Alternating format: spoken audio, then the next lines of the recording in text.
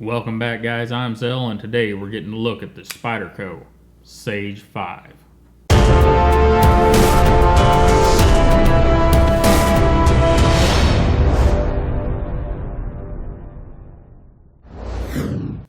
And there she is, guys, our Sage 5.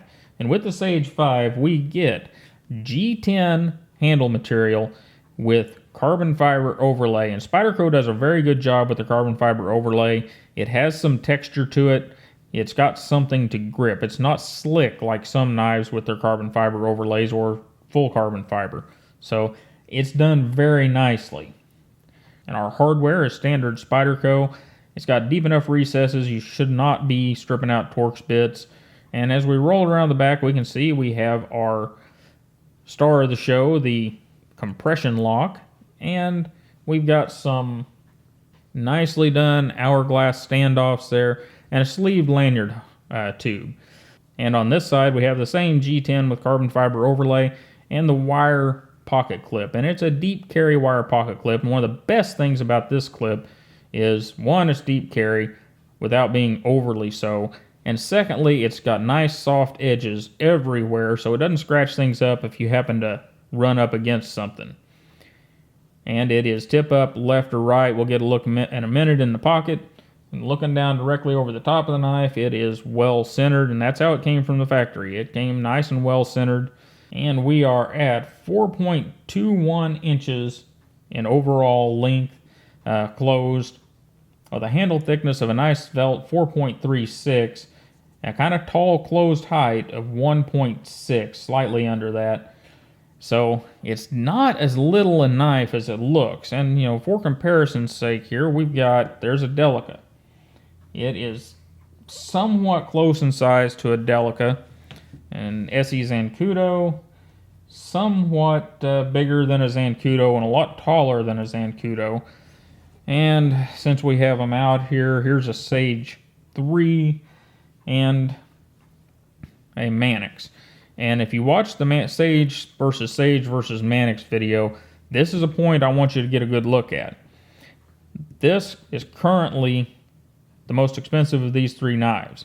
And yes, it is bigger, or it is smaller than the Manix by a little bit. Maybe a lot, but whenever we put the Sage 3 up there, the Sage 3 is very much the same size as the Manix. And this is the most expensive, with the Manix coming in at about $30 or so less with the S110V steel in it if you get the lightweight. And it's also lighter. This thing is just under 3 ounces, where our Sage 5 is about 3.1 ounces. So, you know, some decisions to make there if you're looking at a knife of this shape. And our blade. And what we have here is a nice slab of CPM S30V. It's about 3 inches long with an edge length of about 2.6. It's the Tai Shung Tai 1 finish. It's got that kind of, shows some grind lines, but this one's nice and smooth. Looks rather nice. I rather like this one. And it is about just under 0.12 thick, so right around 3 millimeter. It's a hardy blade, but it's still thin enough to be a very good slicing blade. And we do have a little bit of jimping up here and a little bit of jimping on the liners right there. And of course some jimping right here on this forward finger choil. And it's full flat ground, of course, in the Spyderco manner, and it's the leaf shape, standard Spyderco fare here. And the stock edge was pretty decent. I've, of course, sharpened it since, and it looks like I may need to touch it up just a little bit. But it's a CPM S30V, very thinly ground behind the edge, so it is a great little slicing blade. We'll pull our Levi's out here and get a look at it in the pocket. And there we go. That deep carry clip keeps it nice and low. Got just a little bit of knife sticking out, enough to get a hold of and get it out of your pocket. And that nice clip. Now these clips do stick up a little taller than your standard flat clip, but with all those nice round edges, they don't tend to lift the knife out of the pocket if you get up against something or get bent out of shape. They tend to do a very, very good job. And from here, we'll go to our pause and read card.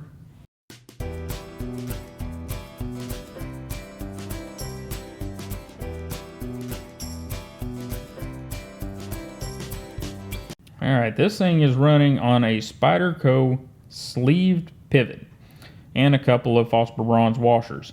Makes for a pretty clean, pretty smooth working pivot, and we'll get more into that here in a minute. Our lock mechanism is a compression lock. And the way a compression lock works is not really a liner lock, even though the lock does come out of the liner, but it is not a Walker liner lock. What happens is this piece here is going to shoot over whenever we get the blade open.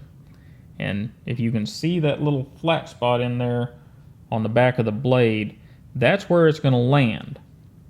And that puts it between the blade and that stop pin. So to close this knife, you have to compress this piece of steel or pull that stop pin out to get it to close. So it's a lot more stable than a standard liner lock. And I say standard liner lock because, like we looked at the other day with the Virtue from Browse Blades, liner locks are changing a little bit. They're becoming more of a frame lock with a thin scale over the top of them, and I rather like that. And that's kind of what we've got here.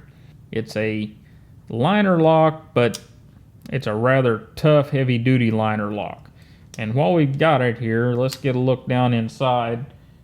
And as you can see, the non-lock side has been milled out to lighten it up. Now, the lock side hasn't been, but, well, there's a lock there. And ergonomics. Oh my goodness, guys. Ergonomics on this thing are standard Spyderco, Mannix, Sage, etc. They are just wonderful.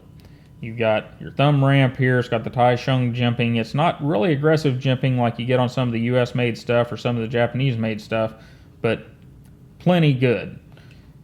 And whenever you lay this thing in your hand, it just fits. Doesn't seem to matter whether you've got a large hand or a small hand. Spyderco just does a really good job with these things. And, you know, you can get it gripped up however you need to. It's going to be just fine. And action. And this is where things get a little weird.